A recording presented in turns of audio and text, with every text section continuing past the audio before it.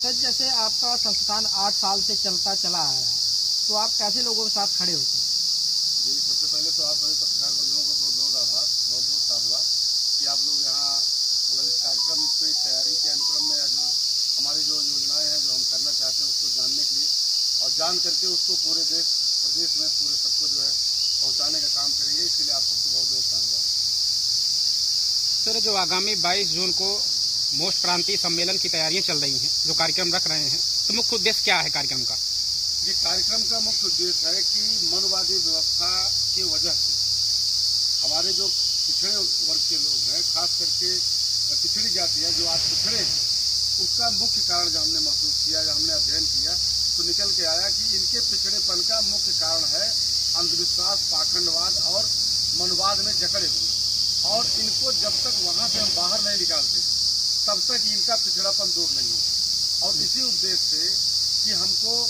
अम्बेडकरवादी रास्ता पे ले जाने के लिए अपने लोगों को सही दिशा देने के लिए, क्योंकि उसी कम्युनिटी से मैं भी बिलोंग करता हूँ और जिस कम्युनिटी से, जिस समुदाय से व्यक्ति बिलोंग करता है, उसकी नैतिक जिम्मेदारी होती है उस समुदाय को वो जो है सही दिशा दे, सही दिशा में उसको आगे बढ़ने का अवसर प्रदान करे, सही लाइन उसको दे। सर जैसे आपने मनुवाद की बात किया जी, तो समाज में उठ रही हर समस्याओं के पीछे कहीं न कहीं मनुवाद की चर्चा होती है, तो मनुवाद जैसे पेड़ की सिंचाई कौन कर रहा है? बनवा हमारे ना समझ लो, जैसे हमको पढ़ने लिखने का अधिकार नहीं था हमारे लोगों को, तो जब पढ़ने लिखने का अधिकार नहीं था, हमारे ऊपर एक बैन था, आप जान रहे हैं इस बात को, और उनके ऊपर बता दिया आपको सेवा करने का काम है तो आपको ये करने का काम है, आप ये करेंगे, तमाम उनके कार्य बांट दिए गए। लेकिन जब से संवैधानिक व्यवस्था लागू हुई देश भारत के अंदर, बाबा साहब का संविधान लागू हुआ, क्योंकि समाज में 2-2,500 साल पहले से वो व्यवस्था चली आ रही है, तो आज भी समाज, जैसे बाबा साहब ने संविधान में लिख दिया आर्टिकल 14 में बराबर विधि के समक्ष बराबर है, आर्टिकल 15 में लिख दिया कि धर्म, लिंग, जात, निवास के आधार पर कोई भेदभाव नहीं किया जाएगा। लेकिन समाज में आज भी आप समाज में जाइए, छोटे से बच्चे से पूछिए सबसे ऊंच जात कौन है, तो बच्चा आपको बता देगा सबसे ऊंच जात फला है। तो मनवादी व्यवस्था अभी समाज में है, और समाज से जब तक मनवादी व्यवस्था हम बाहर नहीं निकालते हैं तब तक ये ऊंच नीच की भावना, तब तक इस तरह से जो है भेदभाव की भावना, तब तक कुछ जातियों को लगता है कि हमको मतलब इसीलिए हम पैदा हुए, सेवा करने के लिए पैदा हुए, तो वो निकालना जरूरी है। मनुवाद की कुरीतियों जैसी बातें समाज के अंदर बहुत तेजी से फैली हुई है,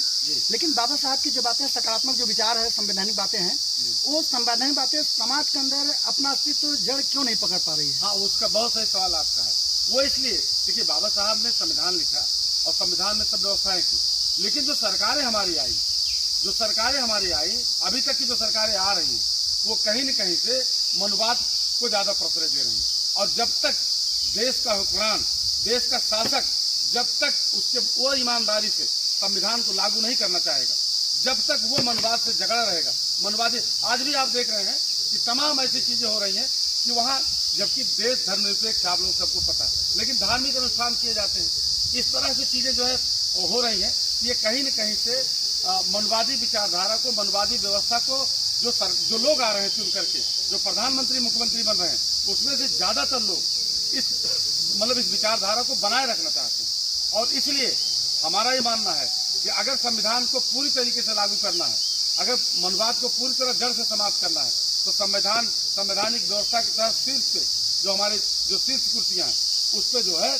किसी अम्बेडकरवादी विचारधारा के जो लागू करने की इच्छा शक्ति रखता है, तमाम लोग, हमने देखा है, तमाम लोग पद पा जाते हैं, प्रधान बन गए, बीडीसी बन गए, विधायक बन गए, लेकिन समाज में उनकी हिम्मत नहीं, पद तो पा गए, लेकिन वो पावर का प्रयोग नहीं कर पाते, उनके पावर का प्रयोग कोई और करता है। संवैधानिक व्यवस्था में प्रधान बन गए हो, लेकिन उनकी मोहर कहीं और रहती है, विधायक बन गए, सांसद बन गए, लेकिन निधि का उपयोग उनके कोई और कर रहा है। सरकारी तख्तोताज पर मनुवाद राज कर रहा है, कहने के अनुसार। जी बिल्कुल। तो इस मनुवाद रूपी जड़ को या इस समस्या को समाधान करने के लिए आप क्या कर रहे हैं?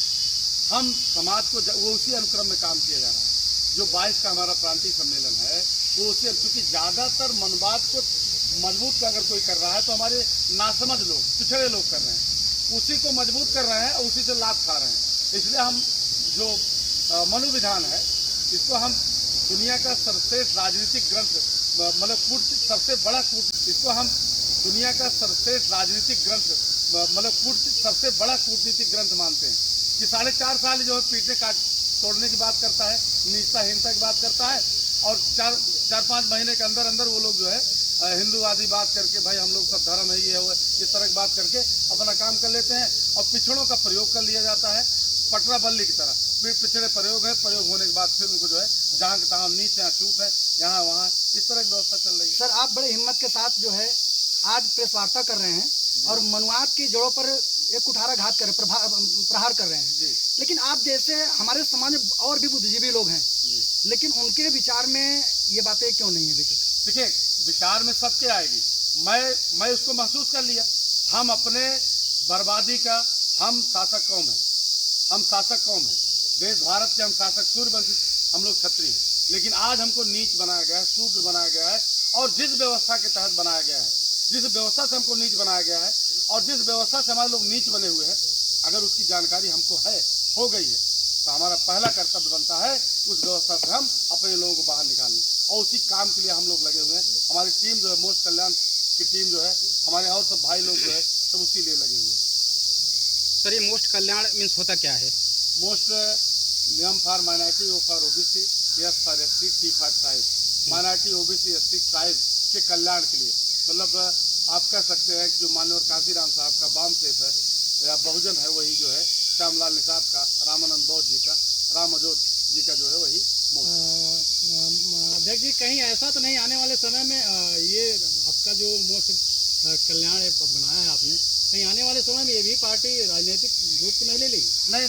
देखिए हम तो कोई ऐसी बात तो हम कर नहीं रहे हैं कि जो हम अपने लिए कुछ कह रहे हैं। हमारी सीधी बात है, हमारा सीधा संदेश है कि अम्बेडकरवादी राह पे वनवाद को छोड़ करके लोग अम्बेडकरवादी राह पे आ जाएं और वो राजनीतिक मतलब पद पा सकते हैं, प्रतिष्ठा पा सकते हैं, प्रधानमंत्री मुख्यमंत्री बन सकते हैं। और जो आज उनका